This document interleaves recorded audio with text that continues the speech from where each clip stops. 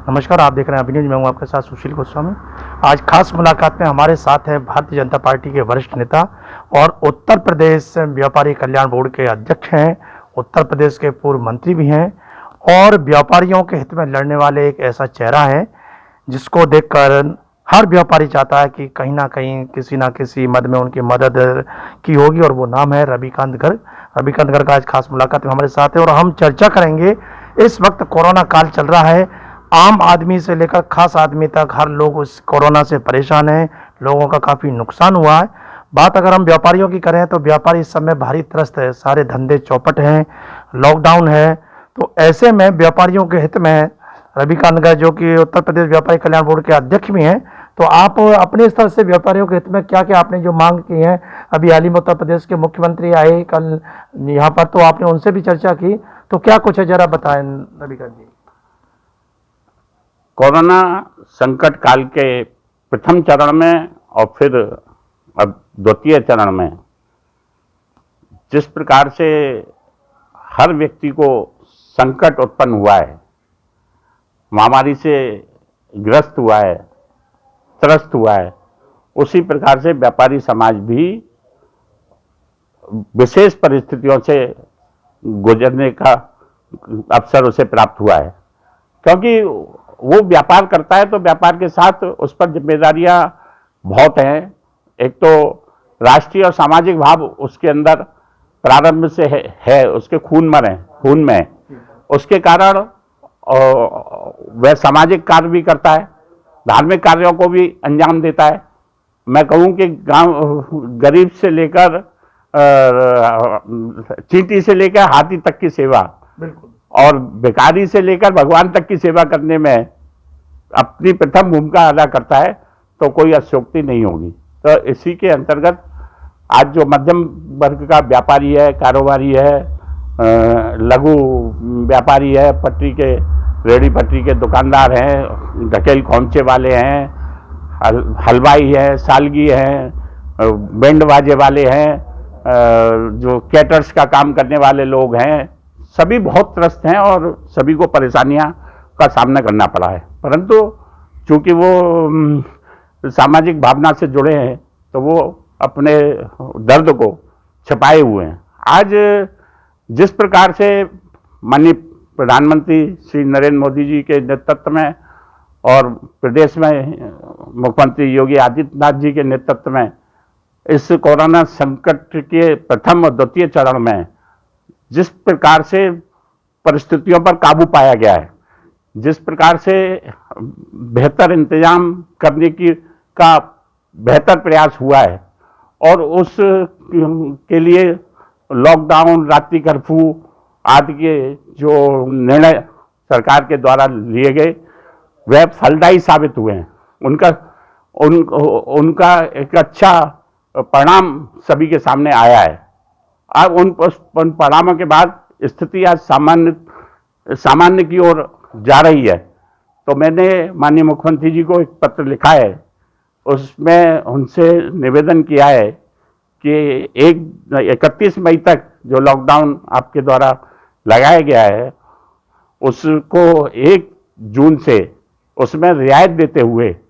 या तो सारे बाजारों को एक निर्धारित समय तक खोलने की अनुमति दी जाए, जिससे भीड़ कम होगी, और अन्यथा 50% बाजार प्रातः 7 बजे से दोपहर 12 बजे तक खुलें और 50% बाजार दोपहर 3 बजे से और रात को 9 बजे तक खोले जाएं, और उसमें सभी प्रकार के ट्रेड हो उन सबको अनुमति दी जानी चाहिए। ये जिस प्रकार से कोरोना से रक्षा भी जरूरी है, उसी प्रकार से आर्थिक गतिविधियों को जारी रखना भी जरूरी है। उसी के तहत ये मांग की गई है। हम उसी प्रकार से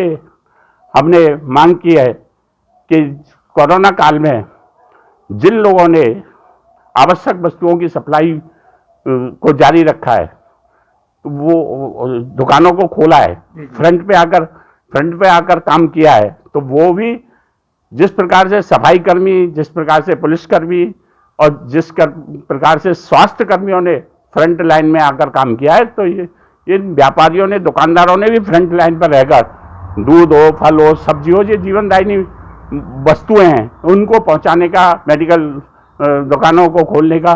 तो कोरोना से ग्रसित होने से बचाव करते हुए जिस प्रकार से कार्य किया है, तो इनको, और उसके लिए प्रधानमंत्री जी ने और माननीय मुख्यमंत्री जी ने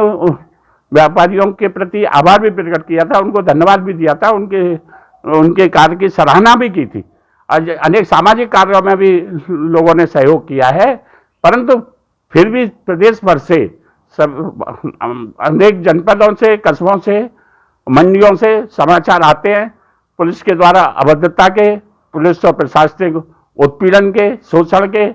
कुछ निस्वार्थों के लिए भी और कुछ अपने रौब को दिखाने के लिए भी। तो ये गर्मामयी समाज है। यह समाज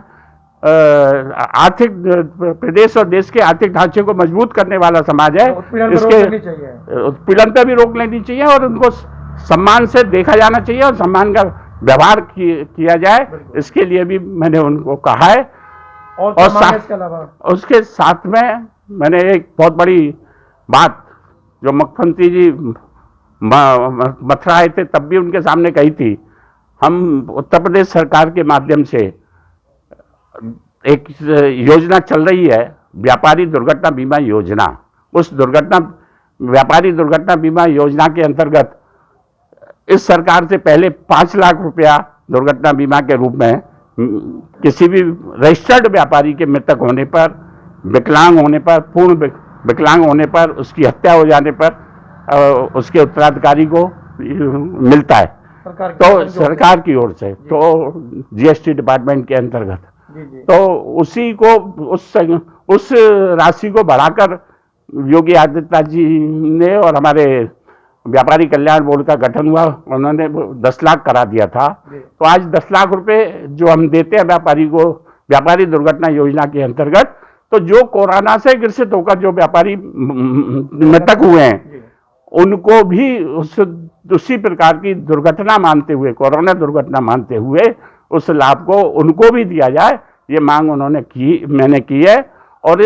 पूरे बोर्ड ने मिलकर किया। और इस बात पर माननीय मुख्यमंत्री जी से जब वार्ता हुई थी तो उन्होंने सहमति भी प्रकट की थी, उसका भी स्मरण कराते हुए मैंने एक पत्र उनको इस संबंध में भी लिखा है।